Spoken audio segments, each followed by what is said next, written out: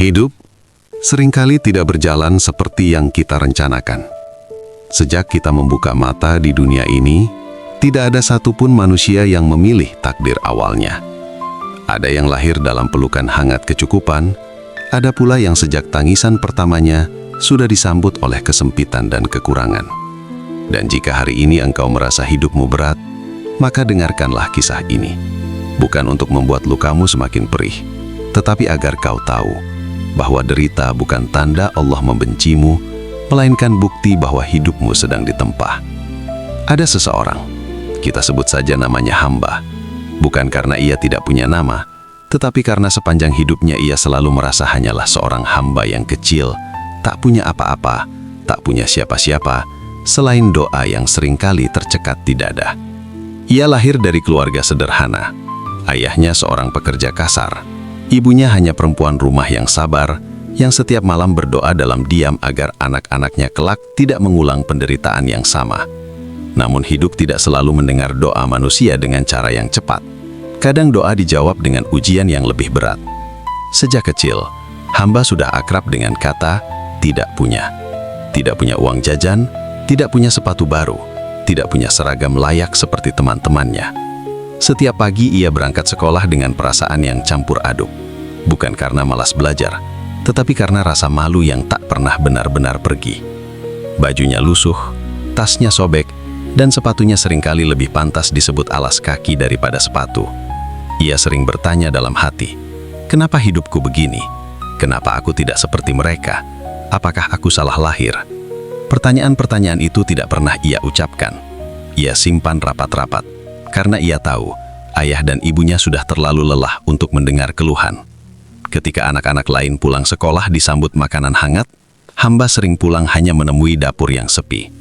Ibunya bekerja serabutan, ayahnya sering pulang larut malam dengan badan penuh letih. Malam-malamnya diisi dengan suara perut yang menahan lapar dan doa yang dipanjatkan pelan-pelan.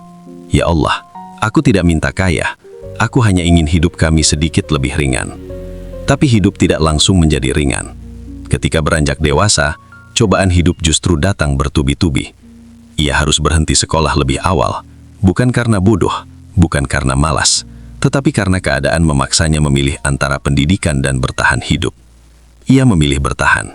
Ia bekerja apa saja, mengangkat barang, membersihkan tempat orang, bekerja dari pagi hingga malam dengan upah yang bahkan tak cukup untuk membeli mimpi. Setiap kali melihat teman-temannya melangkah maju, mengenakan jas rapi, memiliki pekerjaan mapan, hatinya perih. Ia tidak iri pada harta mereka, ia iri pada kesempatan yang tidak pernah ia miliki. Ada malam-malam ketika ia duduk sendiri, menatap langit yang sama, dan bertanya dengan suara hampir putus asa, "Ya Allah, sampai kapan aku begini?" Dan mungkin, di titik itu, banyak dari kita menyerah. Tapi hamba tidak. Bukan karena ia kuat, melainkan karena ia tidak punya pilihan selain terus berjalan. Hidupnya terus diuji, pekerjaan yang tak pernah tetap, penghasilan yang tak menentu dan hinaan yang sering ia telan tanpa bisa membalas. Ada yang meremehkan, ada yang mencibir, ada yang memandangnya seolah ia tak berharga. Namun di balik semua itu, ia belajar satu hal penting, bahwa derita mengajarkan kejujuran pada diri sendiri. Ia belajar sabar, bukan karena ingin terlihat kuat, tetapi karena ia sadar, marah tidak akan mengubah nasib. Ia belajar ikhlas, bukan karena pasrah tanpa harapan, tetapi karena ia percaya, Allah tidak pernah tidur.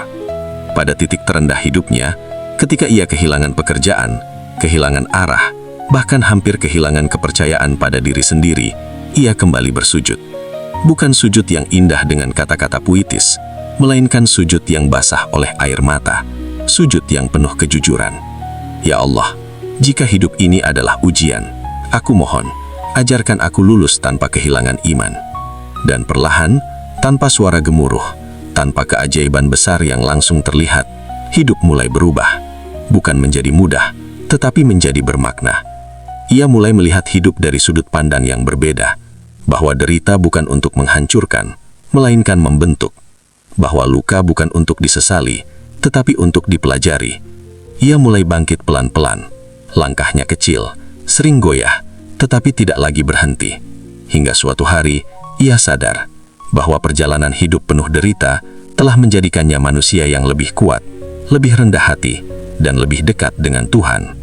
Dan jika hari ini engkau sedang berada di titik yang sama, merasa hidupmu gelap, merasa doamu tak kunjung diijabah, ingatlah satu hal, tidak ada derita yang sia-sia, tidak ada air mata yang tidak dicatat, tidak ada kesabaran yang diabaikan.